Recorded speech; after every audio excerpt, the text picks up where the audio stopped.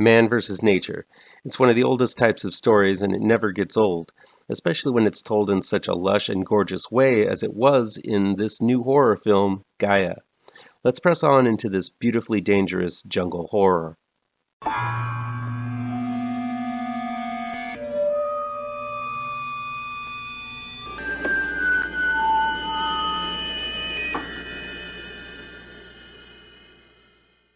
Welcome back to ML Miller Frights. I'm ML Miller. Before we begin, please do me a favor and punch that like button down below. Share this video with all of your social media addicted pals. Click subscribe to this channel and ring that bell for notifications. Gaia is new in select theaters from Decal. It's directed by Jaco Bouwer and written by Tertius, Kapp. When a forest ranger named Gabby, played by Monique Rockman, strays from her routine patrol, she gets lost in the dense forest and runs into a pair of off-the-grid recluses, a father named Bouwer, played by Carol Nell, and his son, Stefan, played by Alex Van Dyck. While they seem intent on saving her, Bouwer and Stefan seem to worship a nature deity that stalked the forest in search of more victims to infect with a spore-like fungus that changes humans into more plant monsters. Right off the bat, I want to bring attention to the fact that Gaia is one of the most beautifully shot films you're bound to see. Jaco Bouwer channels his inner Terrence Malick and takes his time to soak in the lush and vibrant landscape, filled with dense forests, thick reeds and branches, and other wonders of nature untouched by man. While they don't specify where exactly they are, the film was made in South Africa, and this is a movie that feels like a travelogue to a land that few has ever seen. The trees are tall and ancient, with branches that reach high and roots that thread through the earth. Even if this was the worst acted film and the worst story, I would recommend this film simply because of how gorgeous Bouwer's view of the world is and how he uniquely captures it with his lens. But this isn't the worst acted or worst storied film. Monique Rockman is a wonderful actress and quite easy on the eyes. She has a rugged and tough quality, but even without a bit of makeup, she's a natural beauty and destined for bigger films. Here, she deftly plays the invading party to Bouwer's neatly structured world and threatens to infect the untouched land with civilization.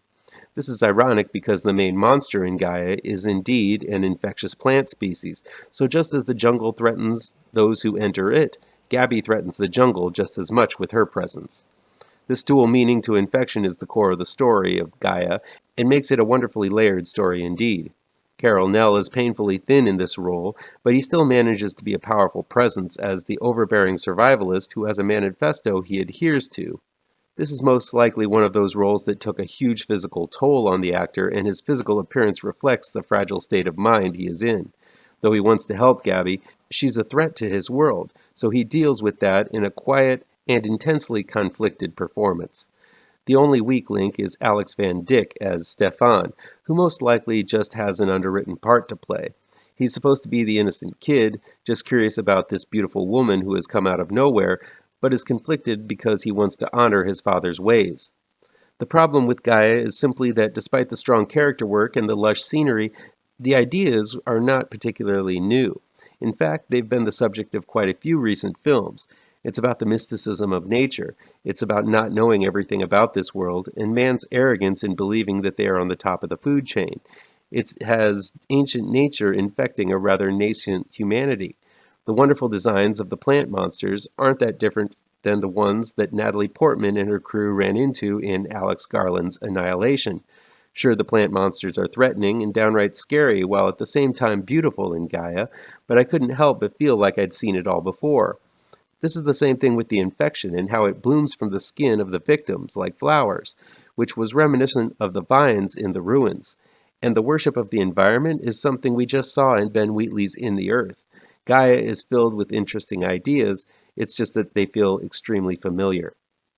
I also feel the inciting moment of this whole film is a head slapper. Gabby loses her drone in the woods. Through the camera, she sees it's knocked down by what looks to be a person. While the jungle is uncharted and filled with all kinds of animal and what seems to be a human threat, Gabby convinces her fellow forest ranger to let her go off alone into the woods to find the drone. Her excuse? She doesn't want to litter or pollute the environment. I get it, we need something to get Gabby into this terrifying and life-threatening situation. But this film again is like Annihilation in that these scientists who should know better about the dangers in front of them barrel in unprotected into this uncharted land.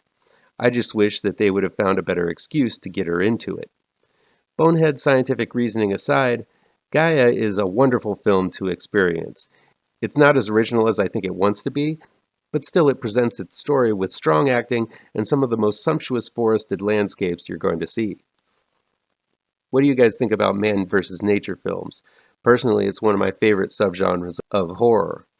Seems to be a lot of them lately, with In the Earth and Annihilation, and now Gaia. Let me know what you think of this down in the comments. That'll be it for today. Please chime in down below in the comments and let me know how on the nose or mind-numbingly wrong I am, or you can counter with your own review. So guys, you know how YouTube works. I'd love to be able to dedicate more time to this channel. I'm not monetized yet, so if you want to help me out, remember to hit all the pertinent bells and whistles down below. Want some spooky comics to read? I have 2 new horror comic book trade paperbacks you should look out for. Both Gravetrancers and Pirouette, collecting never-before-published issues, can be found in only the finest of comic book shops.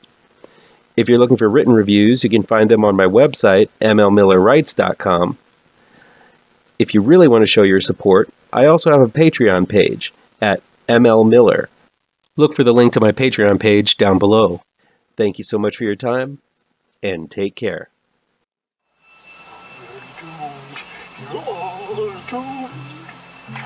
You're doomed to live the life you're meant to be, stuck inside your reality. You're